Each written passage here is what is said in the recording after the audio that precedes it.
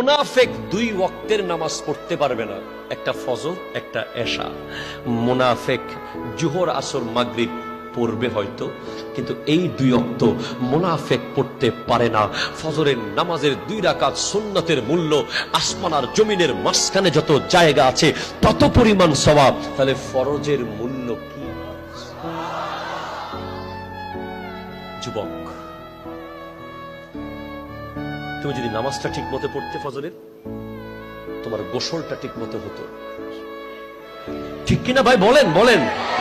অসংখ্য যুবক নৈতিক অবক্ষয়ের কারণ ফরজ গোসল ঠিক মতো করে না। ঠিক কিনা কথা বলেন।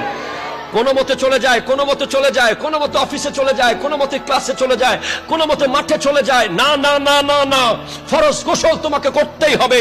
ফরজ গোসলকে পরিপূর্ণভাবে না করে তুমি যদি মারা যাও, তাহলে তুমি নাপাক অবস্থায় মারা যাবে। ঠিক কিনা কথা বলেন। আর তুমি যদি পবিত্র অবস্থায়, ওযু অবস্থায় মারা যাও, অবশ্যই মরার পরে তোমার কবরের আযাব থেকে তুমি মুক্তি পাবে।